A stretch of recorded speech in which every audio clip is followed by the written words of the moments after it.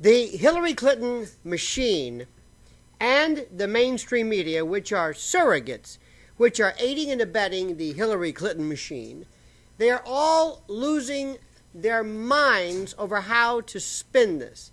Spin's a very important word. Couple of things here to note. First, because this gives you the kind of the ammo, so to speak, about how to analyze this. You can deal with particular aspects and particular facts all you want, and that's great, and I'm all for that, and I encourage you to do this. Sometimes you have to know whether to look at the mosaic differently. Do you want to be a microscope or a telescope? Do you want to get up close and look at the interstitial actual pieces of what's going on, the subatomic elements, each particular tile of the mosaic, or do you want to step back and be more of a telescope and look at things far away, look at the big picture? Sometimes you do both, and each circumstance depends or requires certain things. First, follow along. What you have to see here is one of the most devastating blows to the Clinton Foundation, the Clinton Global Initiative, the Clinton machine, Hillary Clinton, the Clinton presidency, the Clinton elevation, the apotheosis, the deification, beatification, whatever you want to call this thing of hers. Something that they knew was out there theoretically, a surprise, an October surprise, which normally means, a la Reagan, that there would be a terrorist attack or something elsewhere, a terrorist attack, some cataclysmic, horrific event that would ultimately inure to the benefit of either Trump and or Hillary, but normally Hillary. That's the idea. Not this cataclysmic event being something that is internal in terms of scandal. So nobody really understood this. The next point. I don't know, and I don't know really who is responsible, because we've got to step back and look at WikiLeaks in general. God bless WikiLeaks, I guess, because we're finding out things that benefit our election, things that the mainstream media should have been involved in. But then again, they can't hack. And be not mistaken, these emails were not authorized. These were hacked, stolen, purloined, snatched, grabbed, whatever you want to call them. But then again, the Pentagon Papers were the same way. And there was a lot of stuff that was happening involving Watergate that we found out later on, which didn't really matter. And there were some things, and it's been absolutely guaranteed, and it's axiomatic in terms of First Amendment law, that when items are considered and deemed newsworthy, sometimes they can be used and they can necessarily have a claim or a stake or a position of importance, notwithstanding the fact that they are stolen, that they are newsworthy. You know, remember, there's no exclusionary rule in private individual journalism. The exclusionary rule is that which keeps out from evidence information which is deemed to be, against the Fourth Amendment, stolen, taken without a warrant, used in violation of whatever. That's not the case here, because there is no such thing. So, for example, you can't say, hey, you can't use these WikiLeaks. Why? Well, because they were stolen. Well, there's no court you can go to, and it's just dropped. And despite that beautiful, the gargantuan, elephantine cojones of Chris Cuomo, who suggested it's against the law for you to read or to discuss, perhaps, I don't know, WikiLeaks. That was brilliant. So, God bless WikiLeaks. Where is Julian Assange? If this guy is not, if they hit him, if he's hit, if he's whacked, if he's a grease spot, if he's commits suicide, it's not a good thing. And, in fact, also, a la Frankie Five Angels from Godfather 2, you might want to keep an eye on him. That's all I'm going to say. But where would we be without WikiLeaks? Where would we be next? And the reason why I'm giving you this, I'm giving you these little tiles, and I'm putting them out for you, and you can arrange them all you want, and you can attribute or attach as much weight to each one of these little facts. These are just observations that I'm seeing in the morning, which I find fascinating. Next, Huma Abedin. I got to tell you something, and I mean this truly and actually and literally. I am not one who thinks that the personal lives of politicians and even actors and actresses, for the most part, have any real relevance in terms of what's happening. Everybody, every human being, everybody, every family, every adult, if you live long enough, will have certain things in your life that you're not thrilled about, or that might be considered kind of odd, kind of interesting, kind of, dare I say, and I'm really dating myself, Peyton Place-esque, which means nothing today by virtue of this. But read, and I commend to you to get an idea of the background a little bit, just in terms of how these people work. Look at who this Huma Abedin is. How did she ever, this proud Muslim woman with a, whether she's connected with the Muslim Brotherhood, which is not per se illegal, but try explaining that on mainstream media news. But this proud woman, this who I would imagine follows her own particular Islamic rule. I'm no expert on that, but how did this woman ever end up with, since 19 years old, 19 when she first met Hillary Clinton, and if you read her depiction, her view of what happened, it's almost not only starstruck, but it was like, oh my God, the most beautiful woman in the world, oh my God, okay, whatever. I know what you're getting at, and frankly, I don't care. There is nothing wrong in this world. There's nothing wrong with people enjoying a variety of degrees of intimacy, if that's what it is. I don't care. There's plenty of blind items on that one for you to enjoy and have at it. But you have to ask, how did this happen? Anthony Weiner, this loud-mouthed Jewish, which in this country, let's face it, Muslim, Jew, but cartoon, I'm sorry, hideous human being, with a woman who one would look at and say, you know, she seems to enjoy maybe at least more, you know, she's jet-setting with, you know, Hillary Clinton and bouncing around in jets, literally. For her to end up with this lizard-like thing and this loudmouth, obnoxious, but as we get into this, and a lot of you, this is unproven, and I'm not even going to go too far on this, but remember, Hillary and Bill saw Anthony Weiner as being on deck to be the next mayor of New York. Do you know what being the mayor of New York is? He made some tremendous points when he was a congressman. He was an up-and-comer, and it would be a good idea, one would think, for Huma to park, so to speak, to, and I don't want to use words like beard and all that, because let other people, but I'm just saying, we have always heard how Hillary's encouraged this. Good idea, good guy, good, because reading Huma's words, reading what she has said about how she met this guy, their first date, she didn't like him, and watch the Anthony Weiner documentary. Watch this. Ladies and gentlemen of the jury in particular, watch Huma's reaction. Watch the way she deals with this. Watch how a woman, the slighted, aggrieved, she is more embarrassed. Kind of like the way Hillary was with Monica Lewinsky. She was embarrassed. Why? Because her career.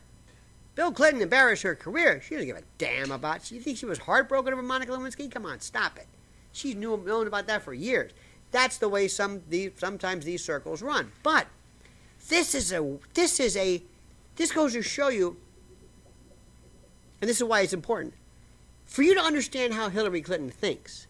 for you to understand sometimes, why do they do these things? Why do they keep putting themselves in the position? Why do they feel as though the laws of gravity and political gravity don't apply to her? How do they do this? Why do they do this? Why does she feel she's above the law? Why does she feel different?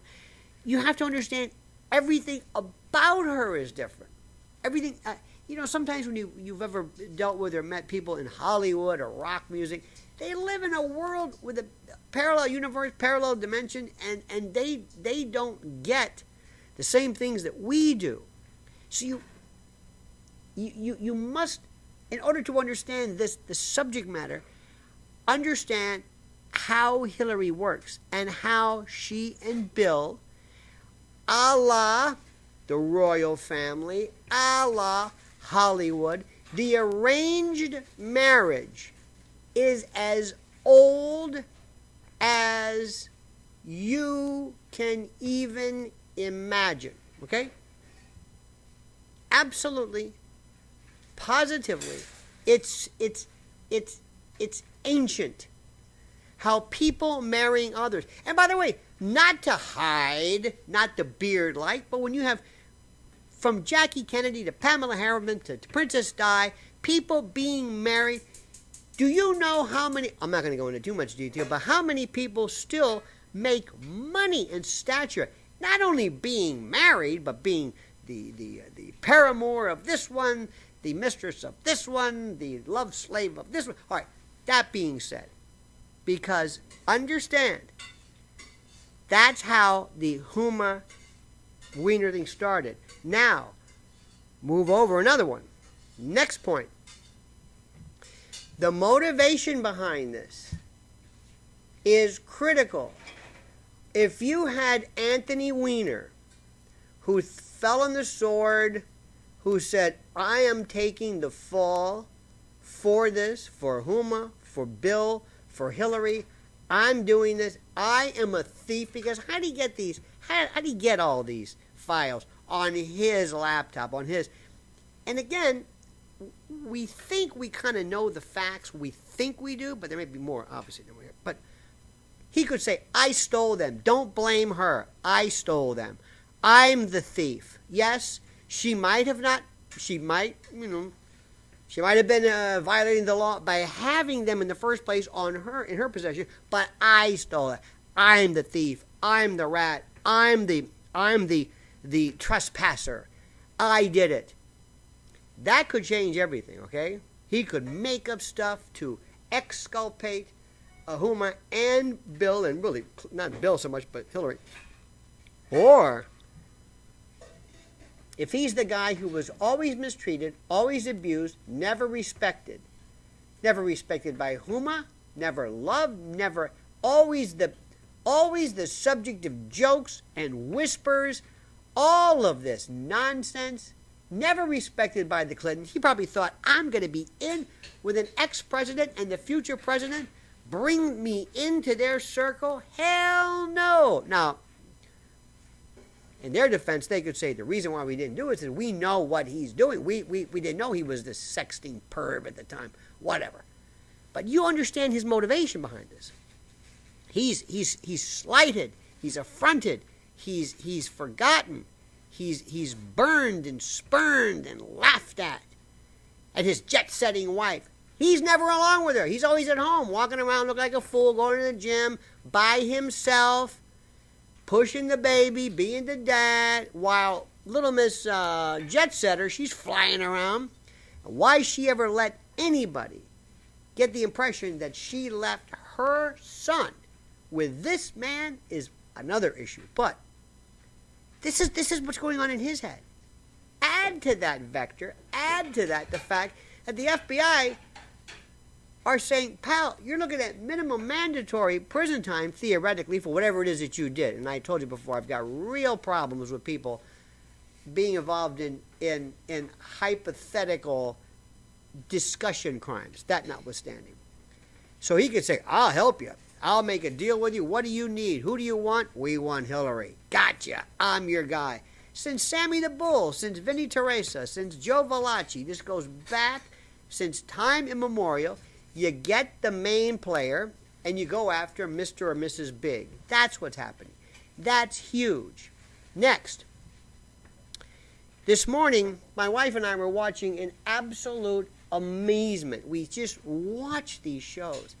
And every now and then I catch this morning I watched Morning Joe. I haven't watched that in I don't know how long. Sometimes I'll do this. And the way I do it, you know how free divers, these guys who break records by diving for, deep, depths of the ocean, and they hold their breath, for breaking. All right, fine.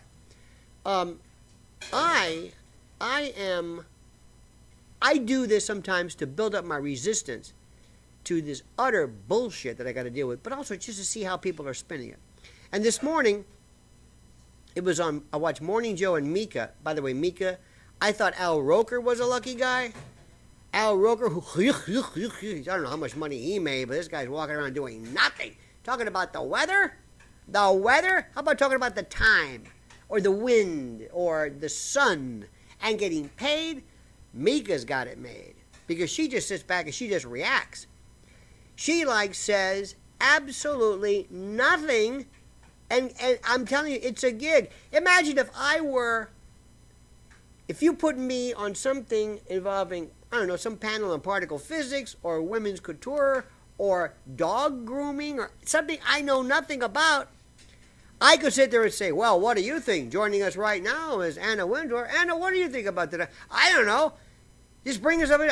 Doggy right now is American Dog Groomer. Let's go right now to Dog Grooming Expert. Let's go right now to the editor of Dog Groomer's Manual Monthly. Let's go right now to Dog Grooming. Let's go to the Westminster Kennel. And all of a sudden, I'm doing dog grooming stuff, making millions of dollars, and I don't know shit about dog grooming. That's Mika.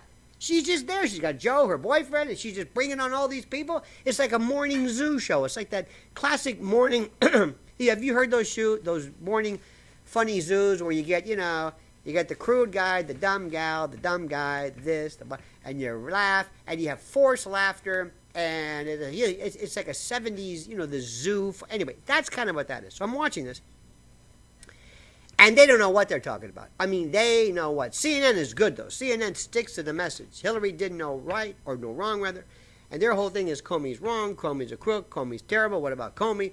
Comey, who gives a damn about Comey? What about the truth? What about the authenticity aspects of this? What about the actual facts themselves? So I'm watching this, and I'm mesmerized by how these people are talking about the very same thing over and over and over again, basically saying nothing. It is nothing. They're talking about Comey, Judge Comey. Who cares? Do you see what's happening with the spin? They're making you focus on, how come that Comey did that? That's not the issue. That ain't the issue. That ain't the issue. The issue is, what did you discover? If, hypothetically, we found out that there was a child buried in a shallow grave, and that child was rescued minutes before the oxygen was depleted and that child died a hideous death, nobody is going to question the tactics of how you found that child, how you saved that child's life, or what you did to secure his or her freedom. Believe me when I tell you that.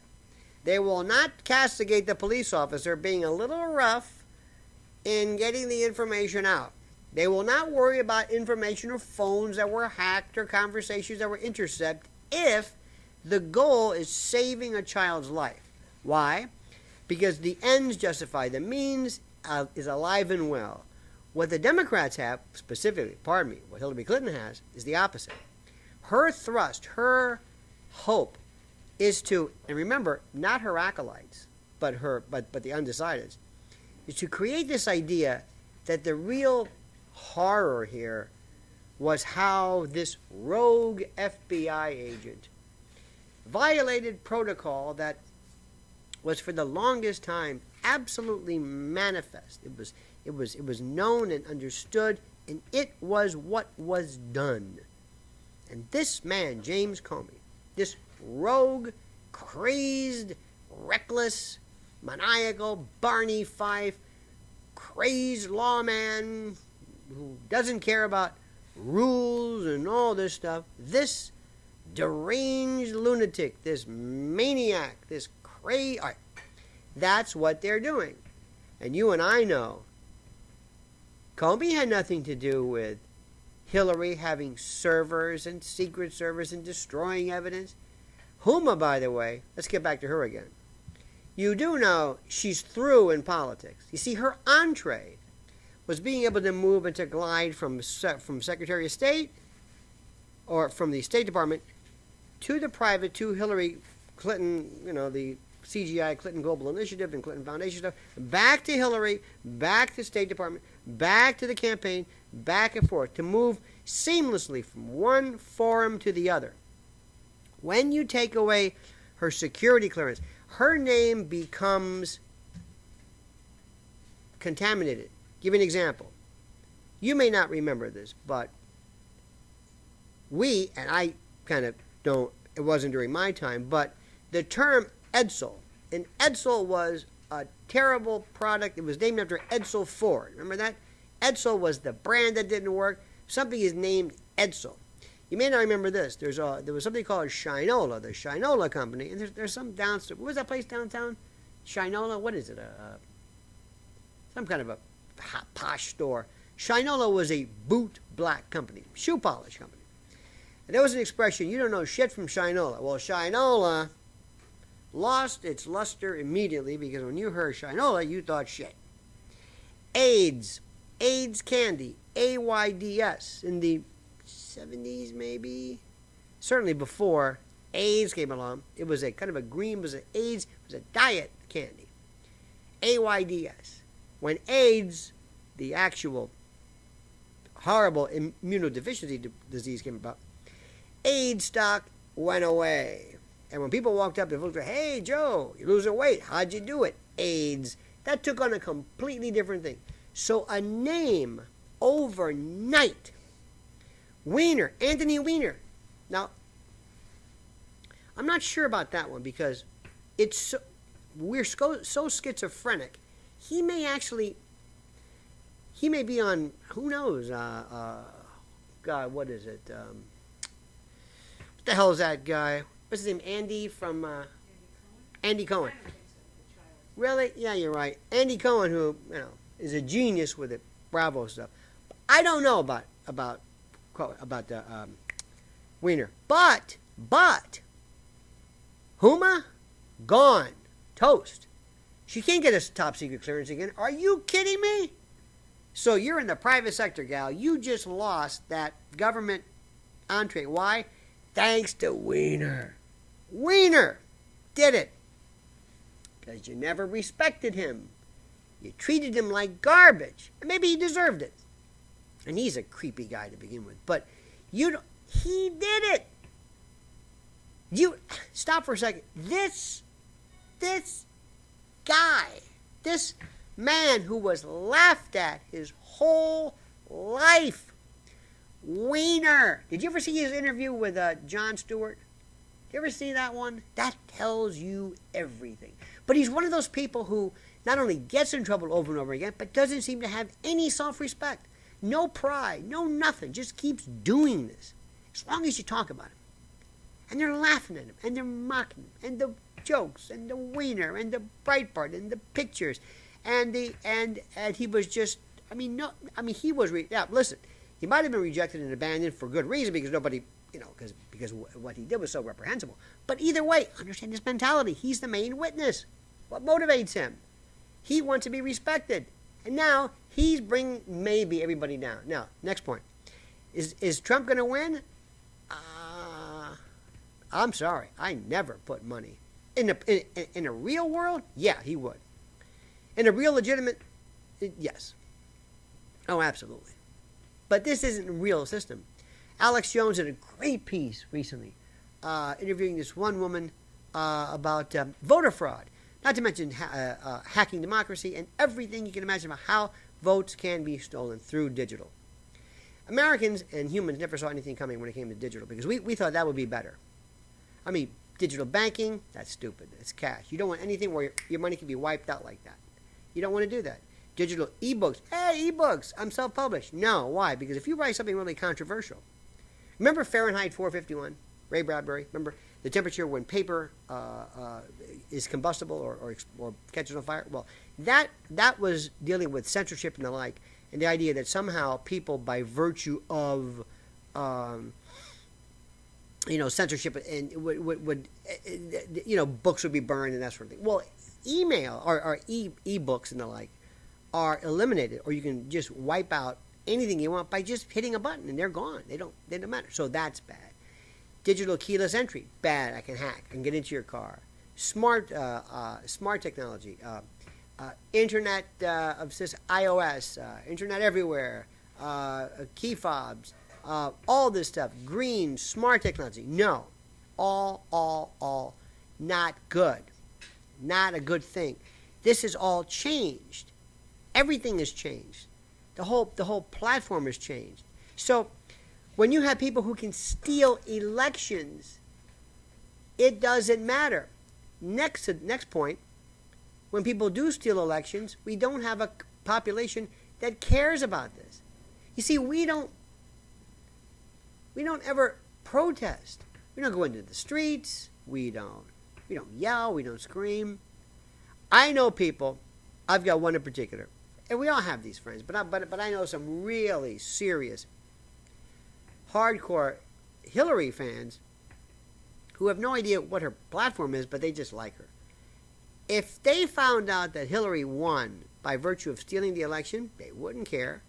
People who are the beneficiary of crime normally don't care. They don't care about this, and I kind of understand that to an extent. There's nothing that Hillary Clinton can do that they are interested in. Nothing that they can do, nothing that she can say, nothing.